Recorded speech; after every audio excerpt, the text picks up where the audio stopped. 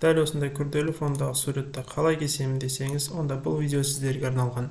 Сәлем достар, сіздермен қарапайым дизайн арнасы каналға қош келдіңіздер.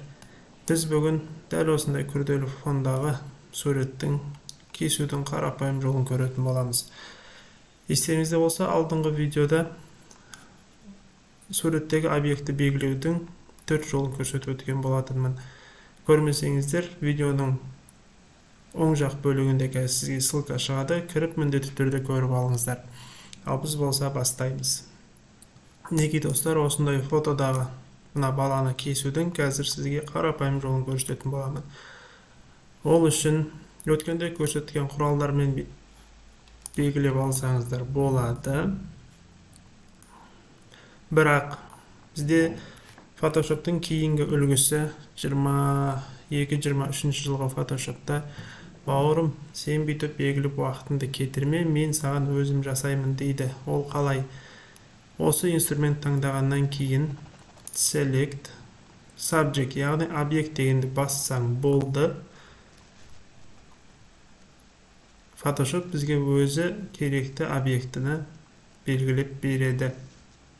Мінекей көргендеріңіздей Photoshop әдемілеп белгілеп берді. Енді бізге керегі Select and Mask дейді. Маска бөліміне кіреміз. Сол жерде байқағаныңыздай, мына жерде артқы фонның бөліктері қалып кетті, шаштың артында. Мына жерде жасыл түстер. Осыларды кетіру үшін мына жерде мына кисті таңдаймыз. Кистің размерін сәл кішірейтеміз. Сөйтемізді мұнамен ақыры бүйтіп белгілеп шығамыз. Мінекей көргендеріңіздей Photoshop өзі артындағы керек емес фондарды өшіріп отырады. Мінекей.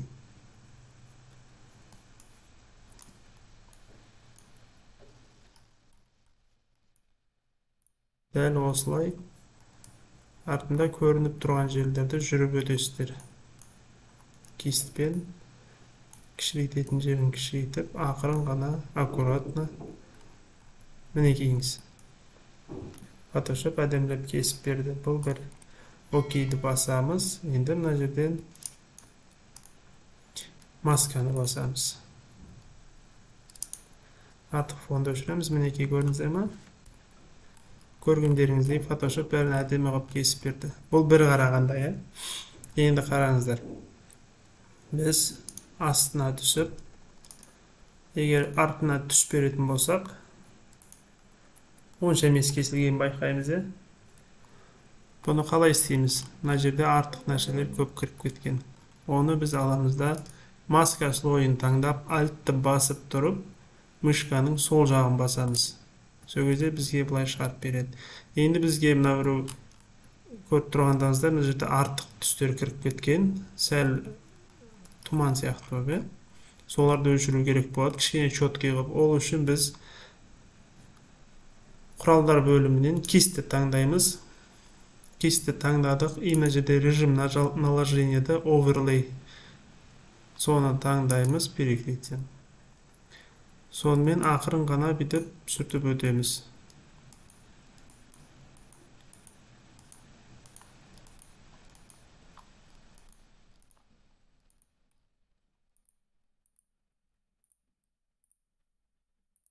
Сәл үстеп сүртіп өтеміз. Өзімізге керекті ғана жерлерді қалдырып, артық қосылғандарын өшіріп аламыз. Мінекей, көрдіңіздер ғой? Сосын қайтадан маска слойын таңдап, альтты басып, мышканың сол жағын басамыз. Мінекейіңіз, сәл де болса кетті. Бірақ сонда да мына жасылдар әлі тұр, көрдіңіздер ғой? Бұдан қалай құтыламыз? Одан құтылу үшін мына жердегі плюсті басып, жаңа слой ашамыз. Бұл слойды, мына слойға екеуін байланыстыру үшін, мына үстіңгі слойды таңдап, альтты басып, мышканы екеуінің ортасына алып келсек, мынандай стрелка пайда болды, көрдіңіздер ме? Осы стрелканы басамыз. Енді мына слойда жасаған нәрсеміздің бәрі тек қана мына балаға қатысты болады. Фонға ешқандай әсері болмайды. Осы слойды таңдаймыз. құрылғылар арасынан, панель инструменті арасынан штамп дегенді таңдаймыз. Осы штампты таңдап, енді кезекте мына жерде сампл деген жерде мына екіншісін таңдаймыз. Осыны таңдап қоямыз да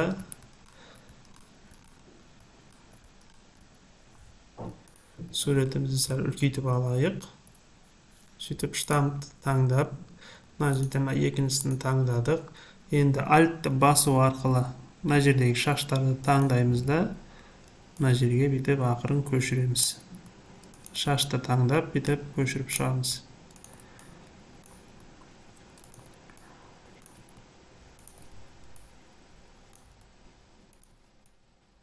Сол кезде керек емес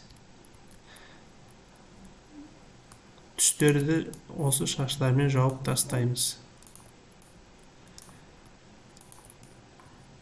Ерінбей жасап шықсаңыздар, результаты өте әдемі болады. Қазір көресіздер.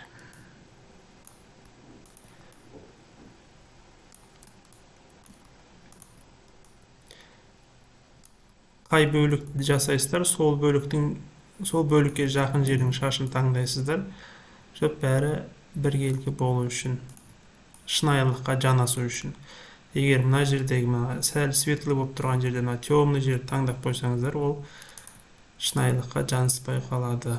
Сол үшін сәл өңдеп жатқан бөлігіңізге жақын жердегі шаш үлгісін таңдап, соны былай қарай көшіріп саласыздар. Сол кезде шаштың үлгісін бәрін сақтап қалады.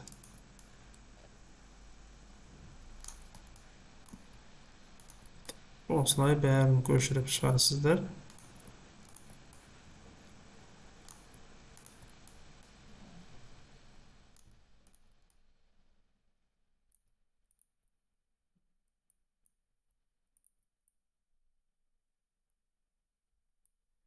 Мынаны штамповать етіп жатқан кезде арттағы стрелканы бақылап отырыңыздар.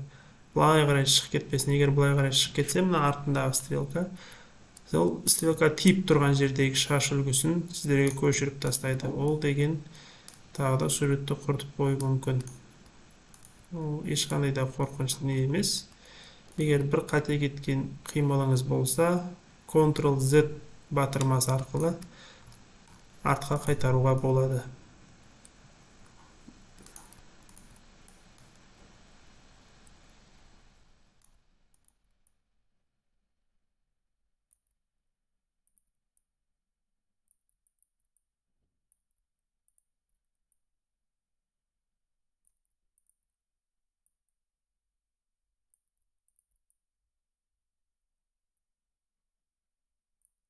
Мінекей достар, дәл осылай көшіріп арқылы біз шашын қалпына келтіріп алдық. Енді міне дейін және кейінгі результатты көрейік.